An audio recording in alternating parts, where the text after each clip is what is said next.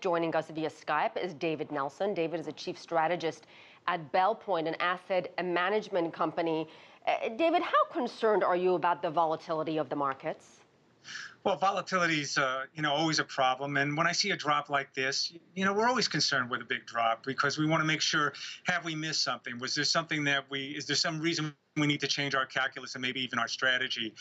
This year is actually 2015 starting off very much like last year with some concerns. And we've had a pretty big drop off in just the first few trading days of the year. And again, like last year, it's the usual suspects. And some of them you've already mentioned, like oil. So the plunging price of crude, obviously we know that's one of the main reasons. Phil mentioned below $48 a barrel. What are some of the other factors we're talking about here? Well, I guess we can talk about crude a little bit more in a second, but some of the other things that investors are concerned about. We look over at Europe. Europe is really teetering very closely to recession. The euro is really under pressure. Their yields are low, and their yields are dragging down our yields. Our 10-year benchmark yield fell below 2%. That was a big concern. And for Europe, we're coming up on a very important date, January 25th. There's going to be a vote in Greece. And you could eventually see, Greece leave the European Union.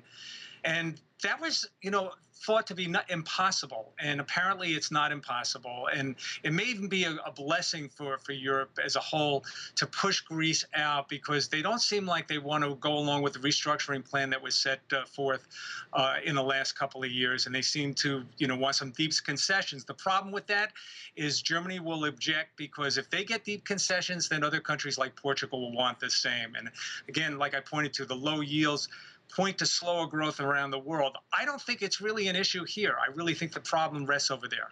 So let's get back to the whole oil business. Is this simply about supply and demand or something more complicated? Well, you're hitting a very important topic, and that's really the key question for investors right now. Is this a supply issue? Is this a demand issue? I come out on the supply side. It's very clear that Saudi Arabia has walked away from OPEC. And for all intents and purposes, OPEC doesn't exist anymore. And for the first time in over 40 years, the world is trying to find out what's the real price of oil. Ultimately, I think this is a blessing for the world. However, the speed with which it's happened creates kind of a dark side. If you're an oil exporting nation, this is obviously not good news. Venezuela is on the brink of collapse. Their bonds will likely default. Russia, who is a nuclear power with a very volatile president with an irrational demeanor, their budget consumes over 50% of their oil export revenue. So it's a real problem for them. So there's a political problem. And even here in the States, it's a problem. While we benefit, while consumers benefit from the low oil prices, and it's good for retail, the oil producers here could get hit, and some of these companies could go out. So how low will it go? I don't know.